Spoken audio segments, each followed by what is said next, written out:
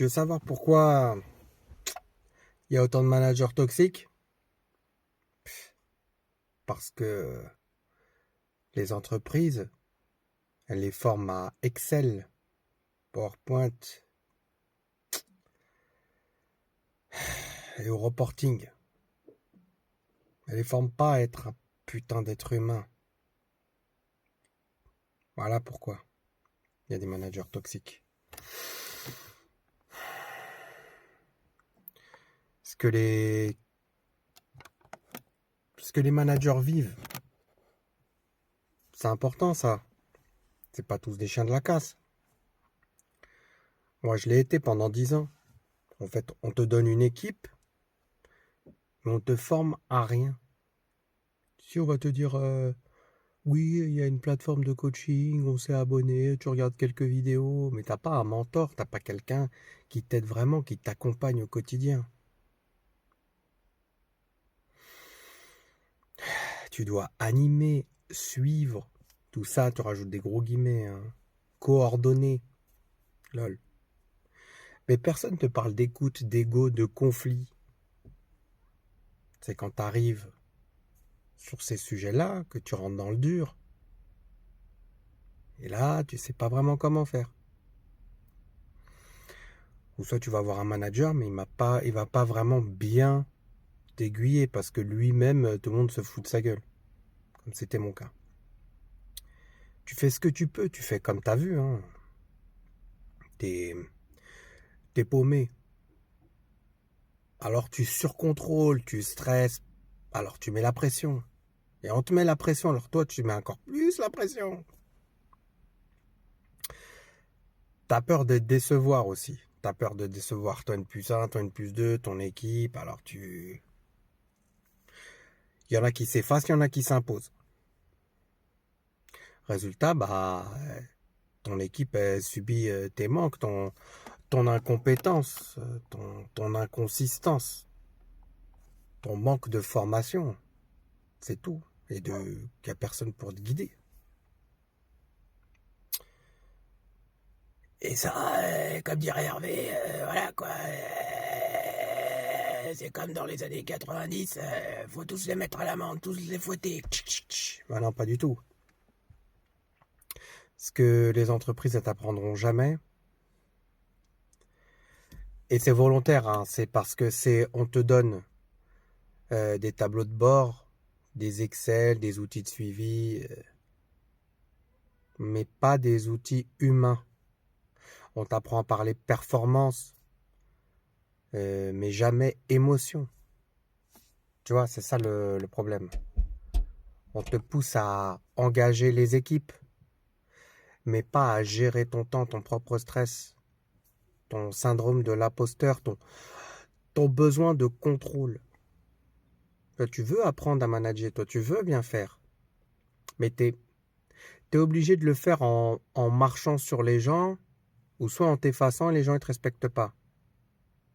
Ou soit tu vas leur mettre la pression, tu vas leur marcher dessus, les gens vont te respecter qu'en apparence, et derrière, ils auront la haine contre toi. Ou en te brûlant les doigts, tout simplement. Ou en apprenant tout seul. Parce qu'au fond, l'entreprise s'en bat les steaks, elle s'en fout que tu sois un bon manager. Eux, ce qu'ils veulent, c'est que ça tourne, quoi.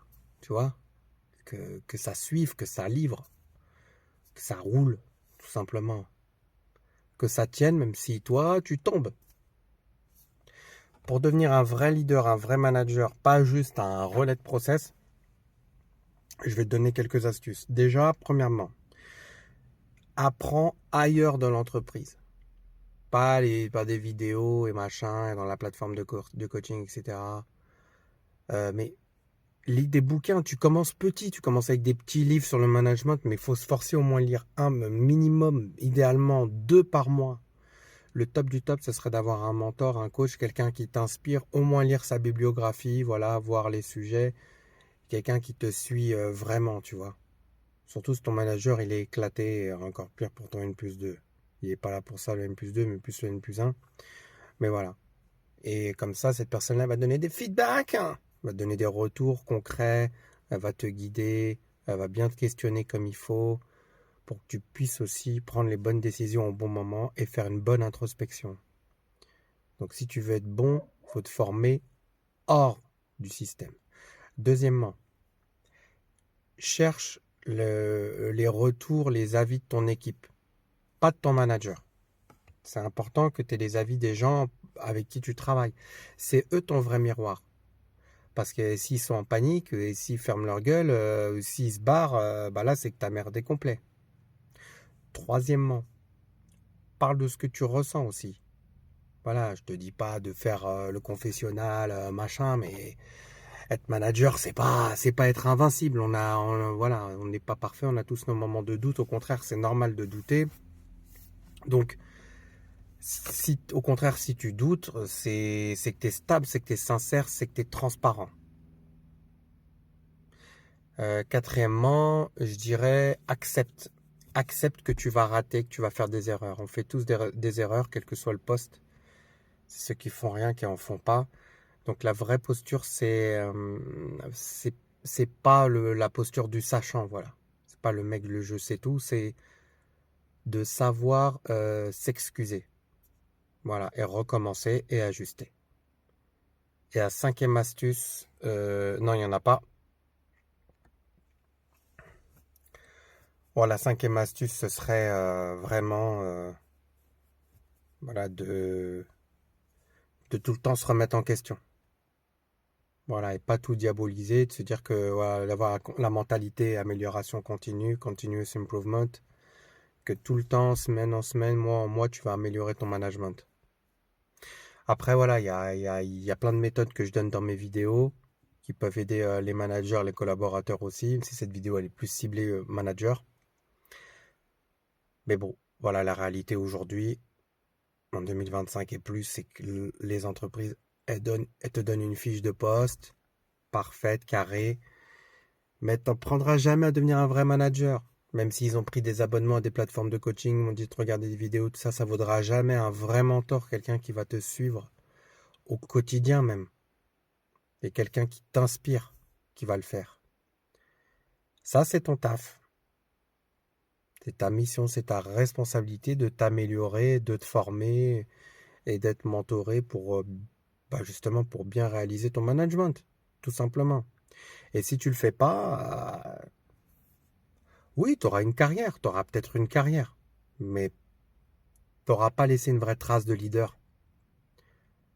Tu auras surtout fait des gros dégâts humains derrière toi. Et, et ça se trouve, tu auras fait des dégâts comme ça et les gens, ils n'auront pas forcément appris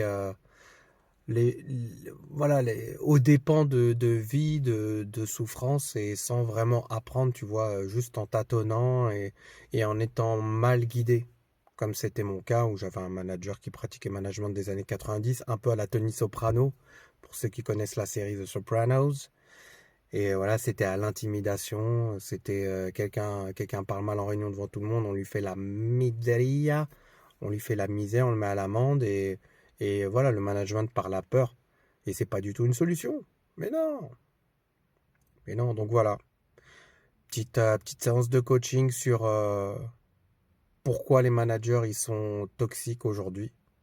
Tout simplement. J'ai pas mis mon costume en carton du coach en management. Il fait des vidéos sur YouTube avec un beau montage, avec des belles animations, et puis bah il a un peu 150 balais dans le fion, non. Moi je suis juste nature. Voilà. Si ça t'a aidé, tu partages, tu likes, tu t'abonnes. Allez, à la prochaine. Ciao.